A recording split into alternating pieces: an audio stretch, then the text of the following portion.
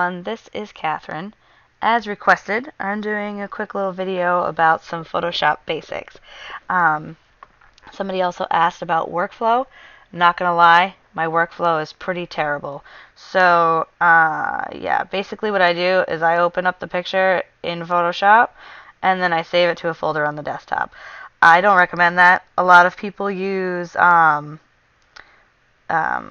Lightroom, or they use Adobe Bridge, and then they can cull their photos and then save them in batches, and that's a much smarter way to do it. I just haven't taken the time to learn Adobe Bridge or Lightroom yet, because I am just, I don't know, I'm stuck on Photoshop, I guess, and that confuses me when I open Lightroom, and their pictures are tinier than the program I use. So anyway, I'm rambling. Anyway, so I'm just going to show you some Photoshop basics. This is your tools palette over here, and this is your layers palette over here. Photoshop is fantastic because it has layers. Basically, what you want to do is I always start out by duplicating my picture. That way this one stays unscathed and you don't have to worry about messing anything up. If you want to change things, you do it on this one. And then you can make other layers on top of it that can all get deleted if you don't like what you do to it. So you can just drag them over to the trash if you don't want them. This is the new layer option. This is the delete option. You can delete that layer you just made. Or you can drag it down there to delete it. You can drag it down there to copy it. It's pretty cool. Okay, so generally the first thing I do is I decide if I want to change the exposure at all, or if I want to bump up the shadows or anything like that. And I use this right here. This is the levels. I always like to drag this highlight one right over to where the beginning is. If there's not a beginning, it just makes those highlights pop a little better, because sometimes they're kind of dull if it's not all the way over there.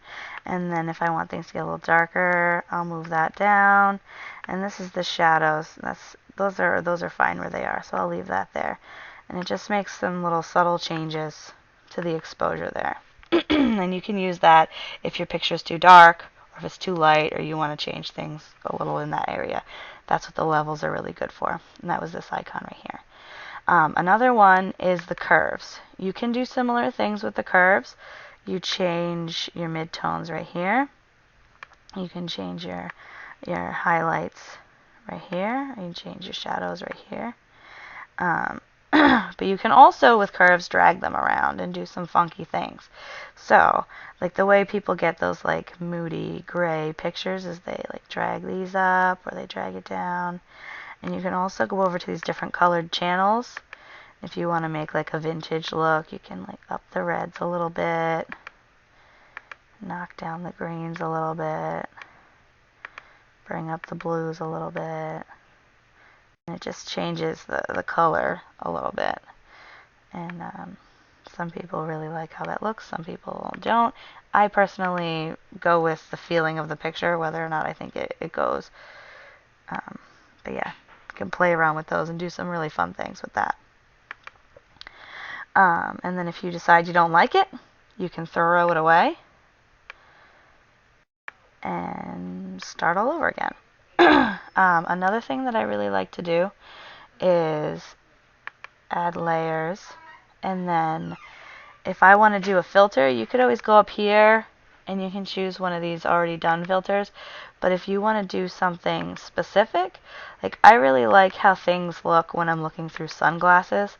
So if I want to do that, I pick a color that looks like a sunglasses color. And then I just put this is the paint bucket tool. See, it looks kind of like a paint bucket with the paint pouring out. You drop it on there, and then now you've got this big brown layer on top of everything.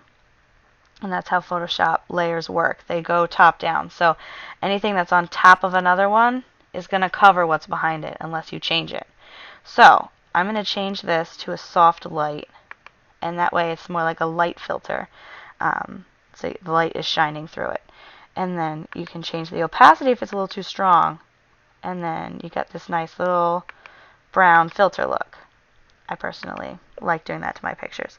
And then another thing that I like to do, if I'm going to make a vignette, a lot of people just paint like black around it, which I don't think looks good. I used to do that, and then looking back at my pictures, it doesn't look good. So if you go to Layer, and then New, Layer, and then you do Mode, Soft Light, this little option pops up to fill it with a soft neutral light color. Click that, and then you have this soft light layer that's gray, and you can use your paintbrush to paint over it. So then I make sure my paint is black, and I change the opacity to like 14-ish%, maybe anywhere between like 12 and 20 depending on the picture. And I make my brush a little bigger, and then I just paint black on, and it makes this nice vignette that's not just black painted on top of your picture. And if you look over here, you can see that it got darker where I painted it. So let's bump this up just to make it more obvious at first. But I generally do it more gradually just so that it doesn't get overwhelming. Okay? And then it just makes it a little darker. And that's how I like to do my vignettes. So that's also to show you how to use the paintbrush. And then this right here is the eyedropper tool. If you want to pick up a color, like let's say I want to add some rosiness to her cheeks, but I want it to look realistic, I'm going to click on the picture of her. I'm going to pick up the color of her lips, right?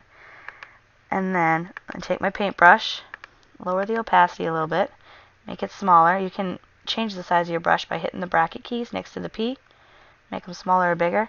And then I just paint a little bit on her cheeks, make them look rosy, maybe on her nose. It doesn't work so well in this picture because there's a lot of shadows, but you just make things a little rosier. Okay? And then you can change it. Oh, see? Classic mistake there. I painted on this instead of on a different layer. So let's undo that. Make a new layer. Paint on that layer, right? And then I can change it to soft light so that it's just a little bit of a really faint change. It just gives her a little rosy look. And then, let's see, this is the crop tool.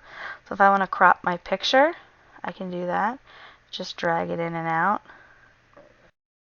And then there are size options up here. You can change it. You can use the original ratio, or you can do a 1x1 square, or you can do 4x6, and you can rotate it by doing that. So I'm going to go with 5x7, I guess. Rotate it, bring it up or down, whatever you want to do. Let's put it right there. And then you hit that check marks and it crops it for you. And then the last thing I'm going to show you guys is this little clone stamp tool. What I like to use this for is getting rid of mistakes. So you click on your copy, not your original, and see this little like blobbity spot right here? That's probably food. So I don't want it there. I'm going to zoom in a little bit, and I'm going to make this a little smaller. I put it on a spot that I want to copy, and then I click Alt. That little target shows up, and then I click, and that's going to select that spot, and then I can move it right over that food or whatever it is, and then it's gone. See, and there's another spot over here. I don't know what that is, but I don't want it there because it doesn't look good. Click, and now it's gone. So that's how you guys would delete something or cover up a mistake or edit out people or whatever. You just Alt click a spot you want to copy, drag it to where you want it to be, and then click it on. Or you can paint it on. And that is all I'm going to show you guys today. If you have any other questions or you want something more specific, let me know, and I can make more videos.